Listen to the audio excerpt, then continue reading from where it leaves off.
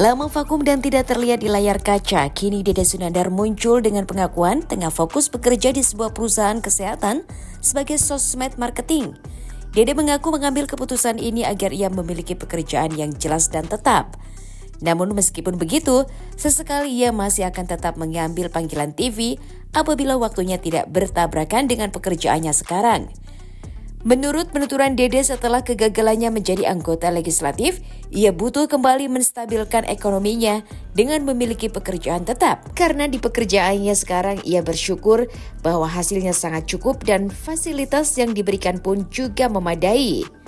Tak tanggung, demi pekerjaannya ini ia harus LDR bersama istri dan anak-anaknya dan hanya bertemu sebulan sekali.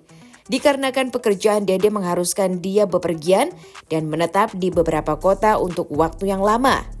Lantas akankah Dede mantap untuk sepenuhnya fokus pada pekerjaannya saat ini, serta perlahan akan melepas karirnya di dunia hiburan?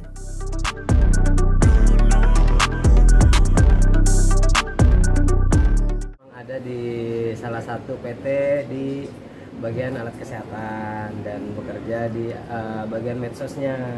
Jadi sempat vakum di TV, kadang-kadang TV manggil, cuman sayanya lagi ada di Jogja atau di Tegal. Jadi memang lagi ngurus alat kesehatan untuk di daerah situ. Kenapa deh? Banding setir ke situ deh? Kenapa banding setir ke situ deh? Ya kan memang kan kalau di TV kan memang ibarat kata saya harus mempersiapkan setelah saya maksudnya walaupun laku ada bang ada kerjaan nih, cuman kan ini kayaknya lebih menjanjikan di karirnya nanti ke depannya kayak gitu. Kalau misalnya ada panggilan kayak gini saya dateng, kalau nggak ada ya saya kerja di sono. Memang kerja itu kalau ini kan bisa dikatakan kayak penghasilan tetap. Betul. Nah, itu kan penghasilan yang bulanan. Nah, Gitu. seperti apa tuh dia? Kalau misalnya Seperti apa? ya rasanya luar biasa lah, maksudnya ada yang benar yang biasanya dulu dapat sampai puluhan bahkan ratusan. Kalau sekarang kan ibaratnya di 10 atau 15 itu udah alhamdulillah sih bersyukur banget lah intinya kayak gitu. Udah bisa nabung juga, terus ada jenjang karirnya, terus difasilitasi dengan ada kendaraan, dengan ada rumah, yaitu menurut Dede yang sangat luar biasa lah untuk seorang Dede kayak gitu. Selain karena bulanan, apa yang udah capek juga deh jadi artis ya? Atau gimana deh? Nggak capek lah bang, namanya berkomedi nggak capek, berkesenian tidak capek. Mungkin pas kemarin abis setelah nyalek, jadi kayak wah ini kayaknya harus ke arah sini dulu deh, ini kayaknya harus deketin orang ini dulu deh biar kita jenjangnya lebih baik. Buat kembaliin ekonomi yang kemarin. Betul kayak gitu bang. Siap. Tapi bisa dikatakan dia pengalaman menjadi seorang office. Apa ya? Nah, seperti apa? Misalnya pekerja kantoran. Saya sih bukan di kantorannya, saya ke bagian lapangan alhamdulillah. Jadi ke RSUD, ke rumah sakit swasta, rumah sakit negeri, terus nge-brand perusahaan kita di bidang ini loh. Kalau butuh alat kesehatan bisa kesini dengan harga segini. Jadi kita yang ngobrolnya lah kayak gitu. Jadi ke sales ya. Ya, tapi dari situlah alhamdulillah teh tenang aja dulu. Tapi bisa dikatakan artinya kan semua orang kan udah kenal Dede. Seperti apa sih mungkin respon-respon? Ya, atau mungkin nama besar jadi ngebantu lu jualan. Betul, gitu. satu nama besar jadi nge-branding, terus orangnya juga jadi jadilah Mas Dede, tapi Mas Dede yang sini, jadi banyak yang kayak gitu. Jadi mereka pun senang juga yang tadinya di luar kota, yang di luar kota atau di Pulau Jawa sampai Pulau Sumatera yang kenal ini, kok sampean bisa masuk sini loh Mas, piye caranya gitu. Ya karena orangnya baik, saya bilang gitu, saya ngikut sama dia. Alhamdulillah keluarga saya dipenuhi segala macamnya, ya alhamdulillah saya ngikut. Bisa dikatakan seperti apa, istri juga kebutuhan terpenuhi, support juga, istri juga support. Kadang-kadang kayak sekarangnya belum pulang hampir 1 bulan lebih, tapi padahal deket Bekasi ke Meruya nih. Habis dari sini kan reading film, terus syuting tanggal 28, 27-nya itu harus terbang ke Jogja lagi. Jadi paling sebentaran ketemu jalan. Kenapa sampai akhirnya lu nggak pulang-pulang deh? Karena memang di situ bang pembagian secara data-datanya itu dari gue sendiri. Jadi gue harus ngeplan ke Pekalongan, ibaratnya harus ngeplan ke Tegal, itu dari gue sendiri. Emang kantornya di mana itu? Kantornya juga. Sampai akhirnya mau mengambil resiko seperti itu, kenapa sih deh? Karena memang buat kedepannya bang, saya bekerja begini, saya bilang buat membangkitkan ekonomi kita lagi sayang. Oh ya udah bang, kita percaya, udah akhirnya kita jalan. Berarti karena tuntutan ekonomi juga ya dek? Ekonomi ya kan kemarin kalah bang. Kalau misalnya nggak kalah ya menang. Iya tapi kalau benar. bagi waktu sendiri kayak video call atau Ya video call kayak tadi hari ini, Pak, ini Arjuna gini. Nah Pak, ada anak ini, ya udah ke rumah sakit aja nanti kita yang ngobatin. Untuk memantau anak sendiri, biasanya kan ada 24 jam. Iya. Sekarang kan istri harus sendirian. Betul. Membagi waktunya. Gimana sih Dek kekhawatiran lu sebagai kepala rumah tangga? Yep. Paling nelpon, satu juga selalu berkomunikasi sama Arjunanya. Arjuna kan udah besar, udah 5 tahun, udah kelas 5, udah tahu mana yang benar mana yang enggak lah ibaratnya. Bang lagi ngapain, mama lagi ngapain, pasti selalu nanya kayak gitu. Dan dia nggak support, papa di sana sehat-sehat dia. Artinya dirimu sekarang udah menerima stripping ya? Kemarin sih dadakan doang buka. Kalau stripping kayak misalnya ada di salah satu stasiun TV suruh bikin sinetron lagi, saya bilang mohon maaf. Saya Masih nolak ya. Saya udah sehat di sana. Masalah salary deh. Memilih job gak sih Dek? Nggak milih job bang, memang lagi kerja di PT aja. Emang enggak sih karena ditinggalin bapaknya gitu. Anak suka tantrum. Yang cewek sih paling. Papi di mana gitu aja. Papi lagi kerja. nolak stripping emang budgetnya kecil atau lebih enak Gede banget bang. atau gimana Saking sih? gede banget ya sampai lupa deh. Dek, artinya ini kayaknya jatuhnya kayak gajinya gede juga gitu. Ya alhamdulillah teh. Alhamdulillah lah ada lah buat orang dikasih kendaraan sama rumah. Udah alhamdulillah kayak gitu. Fasilitas berarti Terpenuhi, fasilitas terpenuhi. Apapun terpenuhi. Enak lah. Ya. Beneran, saya aja saking gak enaknya aja keluarga saya yang di Jalan Bangka aja mau diiniin kalau ada apa-apa ngomong gak enak pak, saya bilang gitu. Sampai sedetil itu sama mama, maksudnya terbuka. Ada apa-apa ngomong aja deh, di sini kita udah keluarga.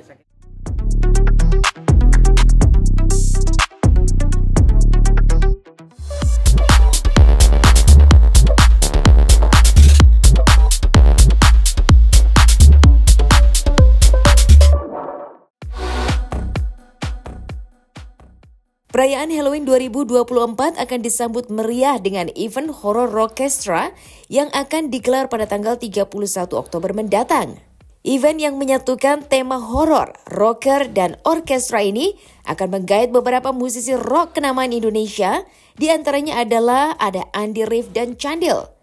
Di event ini nantinya mereka akan membawakan penampilan beberapa lagu milik musisi mancanegara yang sudah diaransemen ke dalam genre rock dan orkestra.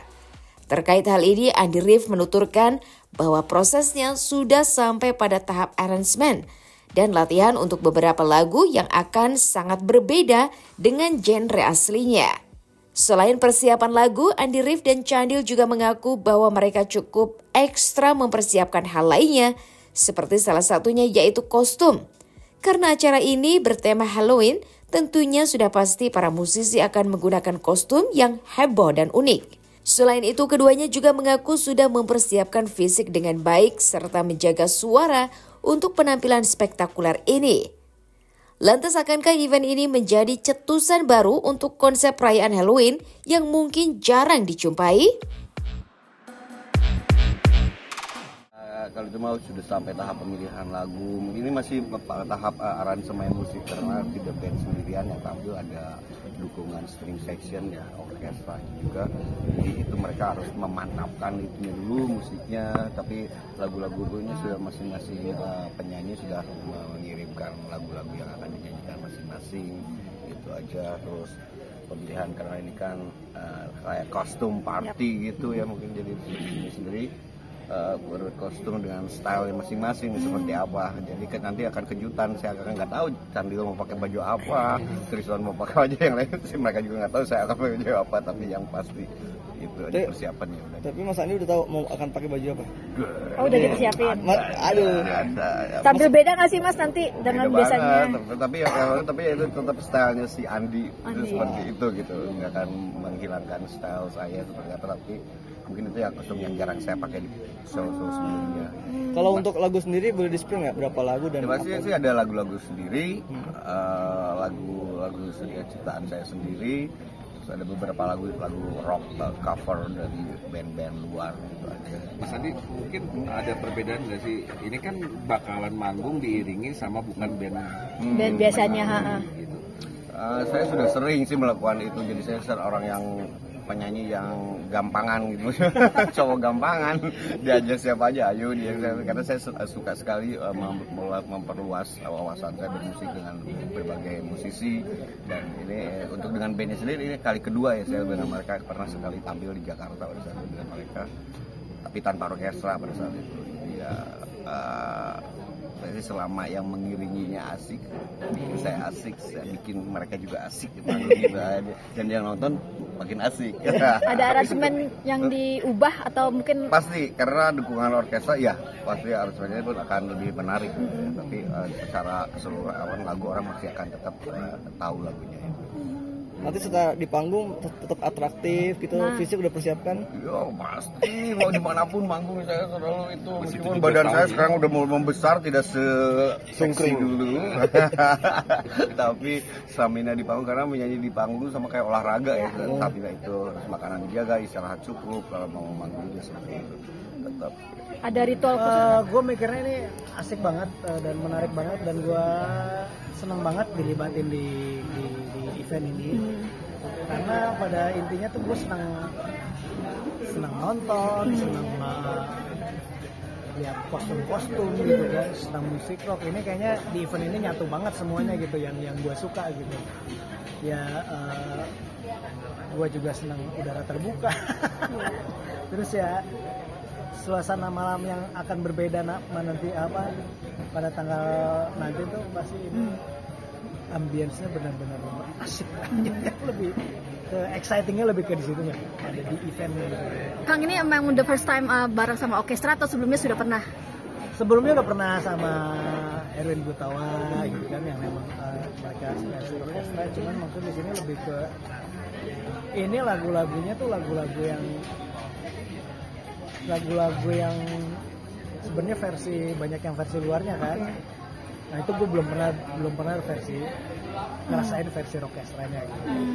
Kalau waktu sama Erwin Gutawa itu kebanyakan memang lagu-lagu Indonesia ya, bikin versi rocknya. Yang bedanya adalah kita mainin lagu cover lagu luar, ada lagu saya juga sih, lagu Berbait juga ada dibawain. Nah ini kan versi. Tiap orang pasti punya interpretasi yang berbeda. Kang, biasanya kan tampil atraktif di atas panggung seni, mungkin persiapannya dari segi fisik ataupun apa yang dihindari ketika nanti akan event ini sendiri?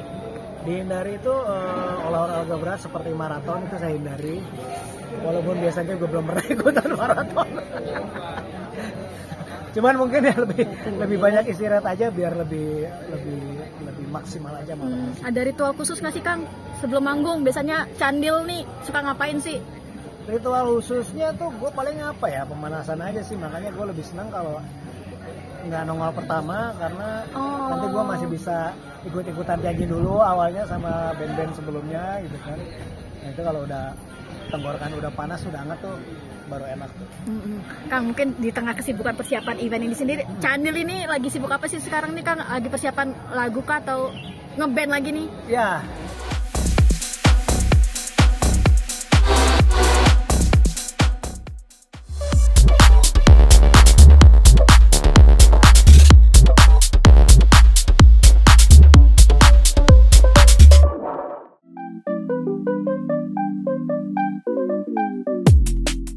Keseharian aktor tampan Marcel Darwin kini tampak semakin jauh lebih positif. Akhir-akhir ini ia tengah disibukkan dengan pekerjaan untuk proyek terbarunya, serta fokus diet untuk mendapatkan berat badan ideal. Menjaga pola makan sehat serta olahraga menjadi rutinitas barunya saat ini. Selain kesibukan tersebut, Marcel kini juga semakin semangat mendalami ilmu agamanya sejak menjadi mu'alaf. Ia mengaku terus memperbanyak hafalan surat-surat pendek dan belajar membaca Iqra. Bahkan ia kadang belajar bersama dengan sang buah hati yang kini sudah mulai bersekolah. Dengan terus didampingi oleh sang istri, Marcel mengaku semakin mantap untuk fokus mempelajari Islam dan konsisten dengan hijrahnya. Karena bagi Marcel, pemahaman agama saat ini sangatlah penting. Terlebih untuk sang anak yang sudah terlahir sebagai muslim, ia ingin memprioritaskan anaknya mendapat pendidikan agama sedini mungkin, salah satunya dengan menyekolahkan anaknya di sekolah agama. Lantas, akankah Marcel akan terus mengarahkan anaknya untuk selalu menuntut pendidikan di sekolah agama, atau hanya sekedar belajar untuk memiliki pemahaman dasar seperti dirinya? Gue diet bersih, gue cuma makan daging, ikan dan ayam. Sisanya gue lepas dulu, gue tidak makan kotor, gue makan cuma protein, dan proteinnya juga gue hitung kan, dari berat badan gue itu 70, minimal harus masuk protein itu setengah dari berat badan kita, 2 kali dari berat badan kita. Kayak misalkan berat badan gue 70, berarti proteinnya harus masuk ke tubuh gue itu adalah 140 gram protein. Nah jadi gue hitung-hitung kayak misalkan 200 dada gram itu bisa ada kurang lebih 50 gram protein, jadi gue makan harus 400 gram dada ayam ditambah 6 telur dan susu protein. Sebelumnya lu udah pernah ngelakuin maksudnya pola makan tidak diet ya, tapi tidak se-ekstrim ini sampai yang gue stok makan malam itu dari jam 7 gue intermittent fasting juga, gue baru makan lagi jam 10 pagi seperti itu. Tapi jadi kebiasaan sekarang. Jadi akhirnya pada saat sekarang udah mulai bagus, terus gue mau makan kotor lagi tuh jadi nggak rela gitu loh. Jadi gue udah capek susah payah. Kalau bisa gue harus pertahankan seperti ini terus, karena sebenarnya tujuannya adalah hidup sehat. Badan bagus itu bonus jadi. Tapi keluarga juga support gitu. Istri gue sangat mensupport, makanya dia istri dan nyokap gue juga support banget, makanya istri gue beliin daging ikan salmon, nyokap gue beliin dada ayam sapi. Jadi kayak setiap hari tuh gue makannya aduh, udah sampai makan dada ayam tuh deh kayak makannya aja bisa sampai emosi, karena dada ayam terus tuh yang kita makan bosen. 3 hari dada ayam, 3 hari daging sapi, 3 hari salmon tuh pagi siang itu terus tuh bisa makan sambil marah-marah. Ya, tapi olahraga apa sih yang dijalankan? Yang gue olahraga Senin sampai Jumat itu gue weightlifting, Sabtu Minggu itu gue cardio.